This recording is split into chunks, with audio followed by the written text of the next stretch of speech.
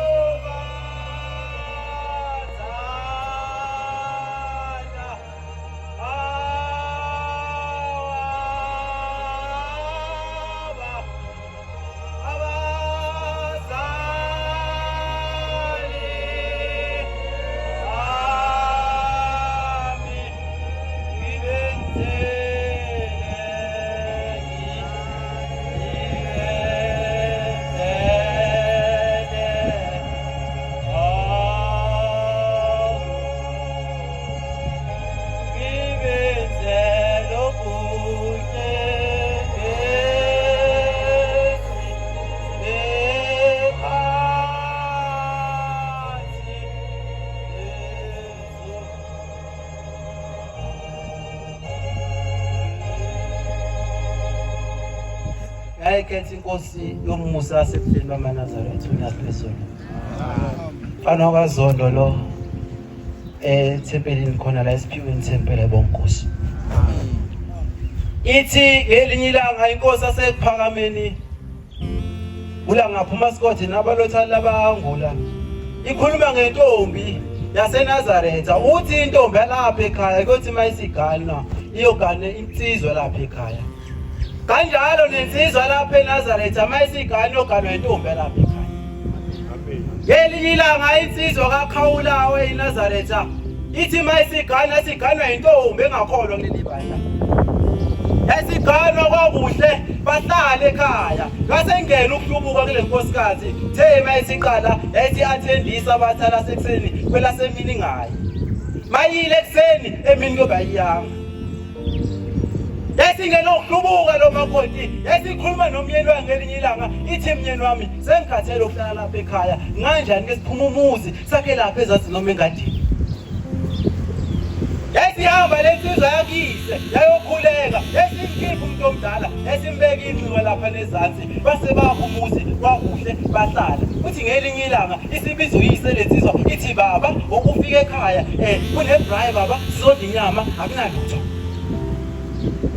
Mayisifika le ndoda endala bayidla inyama kwakuhle isithi le ndoda baba kambe inyama yengulube wathi awuyidli. Ithi indoda endala awumbala kunjala ngidla inyama yengulube. Ithi mangathi le nyama engisidlale le ngulube uzothini? Esiphenduka ithi awumbana usufaka ingulube phakathi komuzi wami. Esiyathula ngaleso sikhathi yadlula indoda kaKhawula.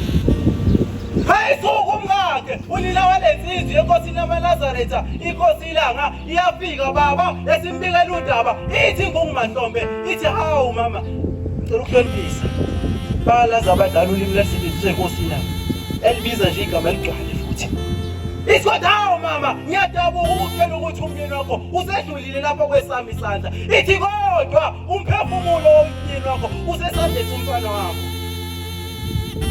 Ithi kulungile hamba nimngcwabe ngoba ukhawulo lwakhe emhlabeni engahlambulukile. Edla inyama yengulube uthi ngiyonisa izulu insuku ezu7 uthi ngiyobe ngimhlambulule ngaphansi kwethu ukhawulo. Ithi kodwa umfana wakho mame uthi mase hambile uthi angeke sesibonane naye kwenzayo. Ithi ngisho nabomndeni angeke size sibonane naye. Uthi kanjalo nomkakhe angeke size sibonane naye. Emzini wasebuhleni kufika inkosikazi yabika enkosini uMusa uthi wena makhosazana baba ineminyaka ewu5 ngakani angibathola abantwana. Ithi inkosi uMusa awumame uthi uphi umyeni wakho? Ithi lenkosikazi baba ngimshiye ekhaya.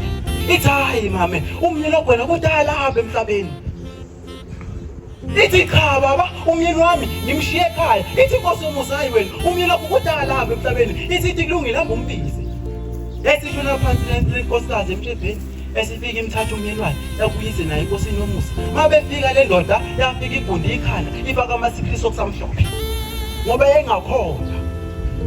Mayifika phambi kwenkosi yoMusa esiguqa esibuza uShembe uthi kule ndoda wendoda awutsheleyo mama uthi umyeni wakhe. Ithi baba ngizomtshela ekhaya mase sibabili. Ithi inkosi yoMusa hayi mama uthi hayi ndoda uthi yabona ngoba sihle lapha uthi khona labantu abangayigqokile ingubo emhlophe sebekhona bazwile mangibathe umyeni lo mama kade ahambe emhlabeni bazosuka la bemazweni akubo bethi uShembe ukuhamba mama.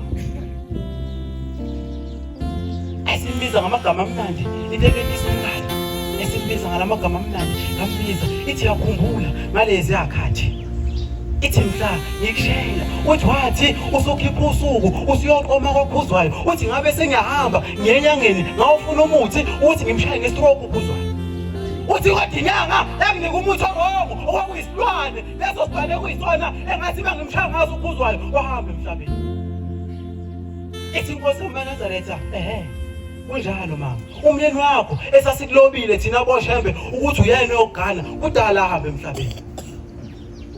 Ithi kulungile hambani ngizokhipha befundisa abathathu bese bekuphelezela emzini wakhuzwayo uyovuma ngoba ukhuzwayo uyena obamba abantwana ukuthi ningabatholi. Abantwana lesasidalela ukuthi bayogana ibona abohlala esinyeni sakho bahamba nokhuzwayo.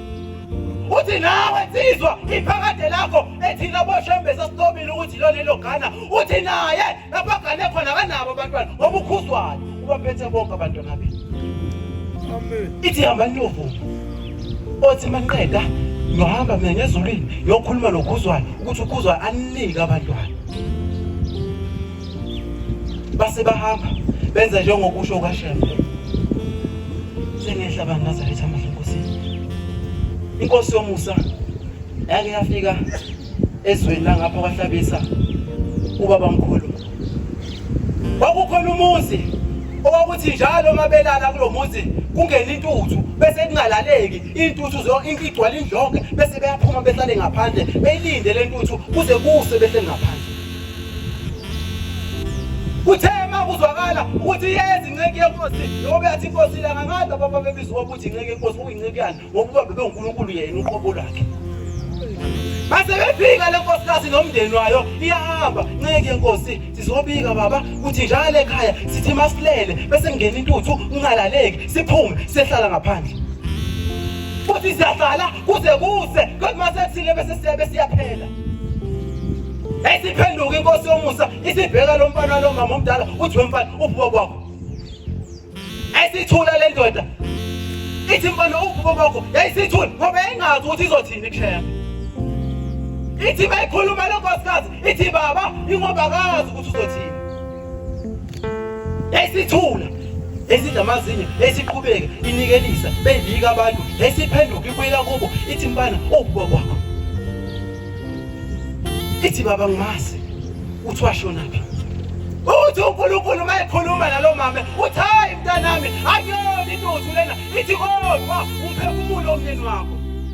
Uthi umyeni wakho wathi mayisuka eGoli kuyosebenza wathi mayibuye ekhaya wasehlangana nengozi emotini bafa bonke baphelela khona lapho. Ingakho nibonele intuthu ngoba umphefumulo wakhe awuhleli ngokuthula uyantata. Manje indlela akhuluma ngayo lena ukuze nizothola umoya wakhe uhlale ngokuthula. yayisithula yayisithulisa kamayekisa yayisithula babheka ithe isikhashana yayisikhipha iduku lapha ebokotweni yasilibeka lapha phezu komlomo ngoba iduku liyaphilisa iduku izinto zikaShembe ezintathu ezikungcwele angahlungani nazo isiqhoko isamblela iduku ezikungcwele yakhumbula uNkulunkulu ezofika ezweni lakithi eManhlanhla emefika eManhlanhla ngathi gogo anginayo imali yokuthengela uShembe isipho kodwa wathi mayebuye edrobheni kaNongoma wayesebuye ngiphathele iduku wathi nandi wofika ulibeke lapha umfundisi uDladla uthi nasi isipho sikaShembe iduku omphangala uShembe sona sipho sikaShembe leso yasikhipha iduku indlamhla kamayekisa yasiqhaqa yasiphephetha ngalepseni yasibopha ifindo yasinika lo mama uthi mame uthatha leli duku lithi menifika ekhaya le road engathandazeli kuyo uthi bese nilibeka emsamo bese nivula inkonzo yomhambi ngoba leli benza umthetho ukuthi umuntu bayihambile emhlabeni ikhulunywe ngayo base bekhuluma bayivula inkonzo kwakuhle bakhuluma lapha ekhaya ngoyise uthi nje maniqeda bese nimbiliba ningcwaba leli duku ngoba leli duku akuselona iduku uthi kodwa umphefumulo wababa wenu manize njalo ubaba wenu yolala ngokuthula base bakwenza njengokusho kaShembe wayesebuya emva kwensuku ezintathu uyise wayesebuya ezokumkakhe athi mkami sengiyitholile indlela sengimuhle sengihamba ngekhaya bosibusise next week Indabankulo